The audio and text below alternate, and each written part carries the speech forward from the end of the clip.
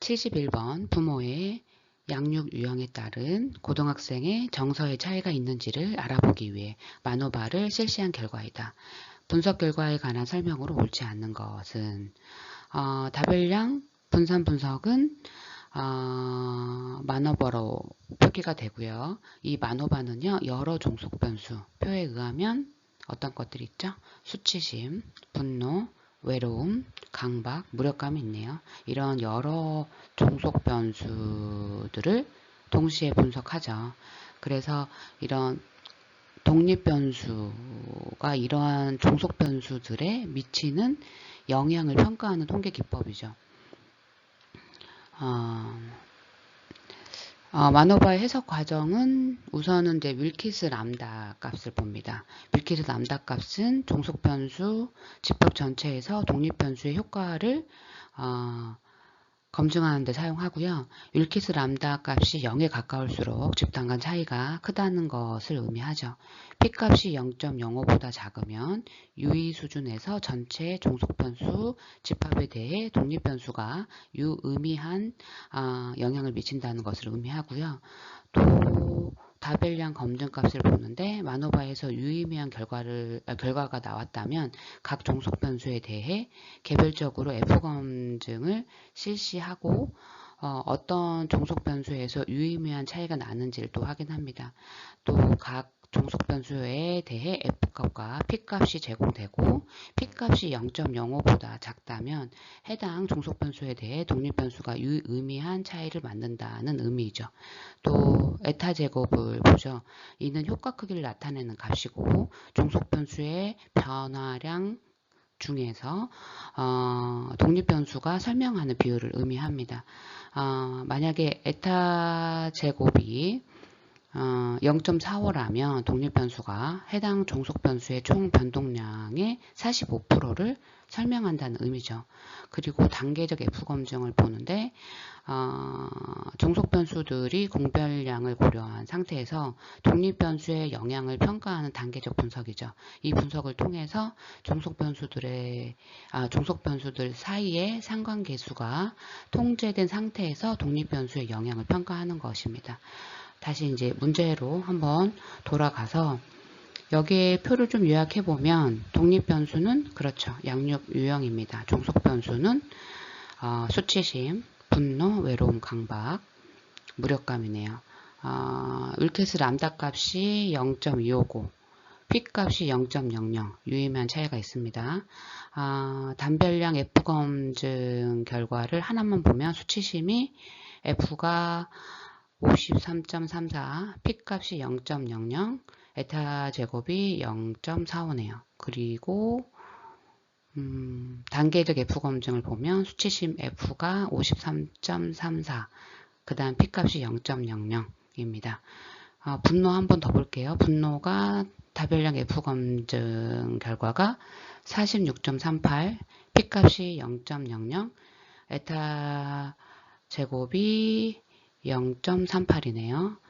그 다음 분노 F 단계적 F 검증 결과가 20.30, P값이 0.00입니다. 이런 식으로 표를 보면 됩니다. 이제 표가 눈에 들어왔으니까 주어진 선택지들을 하나씩 읽어가면서 분석 결과에 관한 설명으로 옳지 않는 것을 골라보도록 하겠습니다.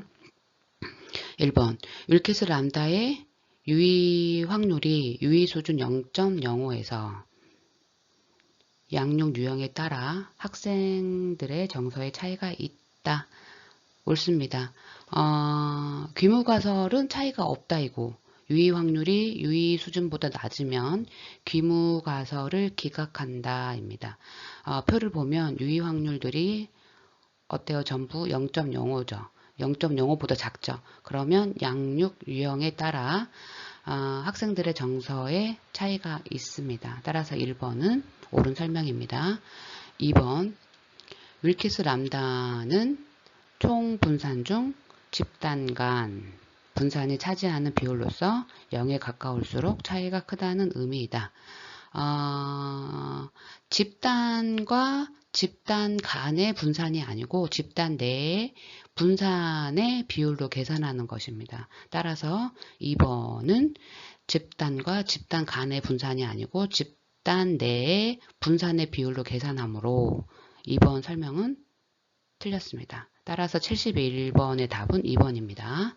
계속해서 읽어 나가겠습니다. 3번 단계적 F검증은 먼저 투입된 종속 변수를 공변인으로 하여 그 효과를 교정한 상태에서 집단 간 차이를 검증한 것이다. 단계적 F검증은 먼저 투입된 종속 변수를 공변인으로 하여 그 효과를 교정한 상태에서 집단 간 차이를 검증하는 것입니다. 따라서 이 설명은 옳습니다. 다시 말해서 단계적 F검증은 종속 변수들 간의 관계를 고려하여 집단 간 차이를 검증하는 방법으로 3번도 옳은 설명입니다. 4번 단별량 F검증 결과와 단계적 F검증 결과 모두에서 양육 유형에 따라 학생들의 정서에 통계적으로 유의한 차이, P값이 0.05보다 작다, 있다, 유의한 차이가 있다, 이러죠. 이것도 옳습니다. 모든 종속 변수에서 P값이 0.05보다 작죠. 따라서 양육 유형에 따라 통계적으로 유의한 차이가 있습니다. 그래서 4번도 옳습니다. 5번 양육 유형이 수치심 총 변화량의 45%를 설명하고 있다. 옳습니다. 총 변화량의 에타 제곱이 0.45죠. 그러므로 45%를 설명하고 있다. 이 설명은 옳습니다. 따라서 71번에 옳지 않는 설명은 2번입니다. 2번에 집단과 집단 간의 분산이 아니고 집단 내의 분산의 비율을 계산한 것으로 2번이 옳지 않습니다. 답은 2번입니다. 72번 중고등학생 2,000명을 대상으로 다음에 경로 모형을 설정하고 경로 계수를 추정하였다. 학업 수행 능력이 학업 수행 의지에 미치는 전체 효과의 값은 학업 수행 능력이 학업 수행 의지에 미치는 전체 효과의 값. 우선은 전체 효과의 값은 직접 효과 더하기 간접 효과죠. 여기서 직접 효과는 그대로 0.30이 되고 간접 효과는 0.40, 0.50이 되네요. 그래서 0.40 곱하기 0.50 이러면 0.20이죠. 그러면 0.20 간접 효과 플러스 0.30 더하면 0.50. 그래서 답은 3번이 되겠네요. 어렵지 않는 문제입니다. 73번 내러티브 탐구에 관한 설명으로 옳은 것을 모두 고른 것은 내러티브 연구는 이야기죠. 한 개인의 인생 이야기 또는 소수 개인들의 생활 경험을 포착하여 탐구하는 거죠. 따라서 개인의 삶의 경험을 중요하게 생각합니다. 우선 주어진 내용을 차례차례 읽어가면서 옳은 설명을 골라보도록 하겠습니다. 기억, 내러티브가 현상, 연구 대상인 동시에 연구 방법이다. 맞습니다. 니은, 탐구 과정은 현장으로 들어가기, 현장 텍스트 쓰기, 연구 텍스트 쓰기의 과정을 거친다. 맞습니다. 과정은 이 세 과정인데 현장에 들어가기는 연구 목적을 생각하며 자신의 경험을 바탕으로 연구 현장에 익숙해지는 단계이고 현장 텍스트 쓰기는 자료를 수집하는 단계로 현장 노트나 참여자의 이야기 등을 기록하는 거고 연구 텍스트 쓰기는 수집된 자료를 바탕으로 참여자의 경험을 정리하고 의미를 해석하는 단계죠. 따라서 니은은 옳습니다. 디귿 이야기대 내러티브가 이끌고 연구자는 따라가면서 개인적 경험을 드러내고 개인의 정체성과 스스로를 보는 방식을 해명하기도 한다. 옳습니다. 리을 인간의 상호작용 과정에서 어떤 의미를 부여하는가에 대한 이론의 생성 또는 발견이다. 이 설명이 옳지 않죠. 이것은 내러티브의 탐구에 관한 설명이 아니라 근거 이론이죠. 인간의 상호작용 과정에서 어떤 의미를 부여하는가에 대한 이론의 생성 또는 발견을 할 수 있는 방법이니까요. 근거 이론을 한번 좀 더 자세히 보면 핵심 범주의 생성이 이론 구성에 중요하고요. 글라서는 핵심 범주가 근거 이론 연구의 핵심이라고 강조했고, 핵심 범주는 자료에서 자주 나타나는 중요한 개념으로 다른 범주와 속성을 연결하고요. 핵심 범주가 생성되면 연구자는 개념을 수정하고 통합합니다. 따라서 인간의 상호작용 과정에서 어떤 의미를 부여하는가에 대한 이론의 생성 또는 발견을 할 수 있는 연구 방법은 근거 이론인 거죠. 그래서 리을은 내러티브의 탐구에 관한 설명으로 옳지 않아서 답에서 제외가 됩니다. 따라서 73번의 답은 3번입니다. 74번 연구윤리에 관한 설명으로 옳지 않는 것은 주어진 내용을 차례차례 보면서 연구윤리에 관한 설명으로 옳지 않는 것을 골라보도록 하겠습니다. 1번 표절은 연구윤리에서 공정성과 진실성의 문제가 개입된다. 옳습니다. 2번 연구의 실행 전에 저자 순서를 정하여 연구에 기여하고 관여하는 정도를 합의하는 것도 좋은 방법이다. 옳습니다. 3번 연구의 방법에서 연구의 진행 절차를 상세히 기술하고 논의에서는 연구의 한계를 분명하게 밝힌다. 옳습니다. 4번 자격을 갖춘 연구자들이 해당 연구 결과를 점검하고 싶어하는 경우 그들이 원자료를 사용할 수 있도록 해야 할 책임은 없다. 없나요? 아닙니다. 자격을 갖춘 연구자들이 해당 연구 결과를 점검하고 싶어하는 경우요. 원자료를 제공해야 하죠. 따라서 4번은 연구윤리에 관한 설명으로 옳지 않아서 74번의 답이 되겠네요. 계속해서 읽어 나가겠습니다. 5번 연구자의 의무는 선입견, 예측, 사적인 욕구에 이끌리지 않고 결과를 정직하게 보고하는 것이다. 옳습니다. 따라서 답은 4번이 되겠습니다.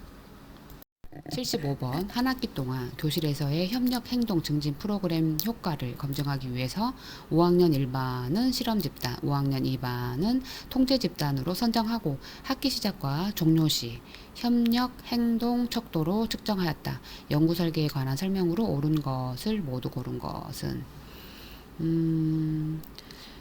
5학년 1반을 실험 집단, 5학년 2반을 통제 집단으로 설정하고 한 학기 동안 협력 행동 증진 프로그램과 효과를 검증하는 연구 설계.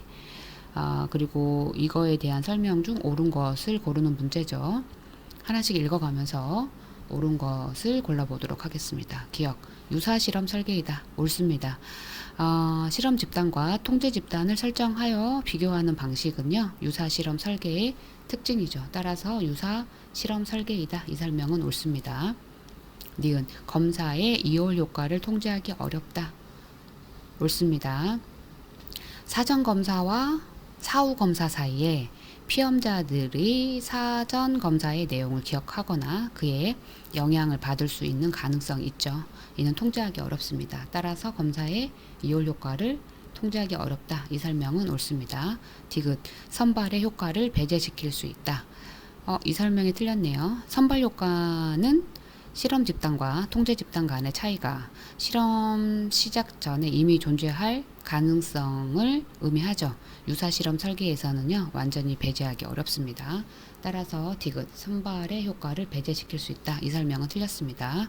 니을 사전 검사에서 협력 행동에 영향을 미칠 수 있는 다른 변인을 조사하여 공변인으로 처리하면 사전에 발생할 수 있는 집단 간 협력 행동의 차이를 줄일 수 있다. 옳습니다. 공변인 분석을 통해서 집단 간 차이를 줄일 수 있죠. 따라서 75번의 옳은 설명은 3번 기억, 니은, 니을이 되겠습니다. 유사 실험 설계이다. 검사의 이올 효과를 통제하기 어렵다. 사전 검사에서 협력 행동에 영향을 미칠 수 있는 다른 변인을 조사하여 공변인으로 처리하면 사전에 발생할 수 있는 집단 간 협력 행동의 차이를 줄일 수 있다. 입니다.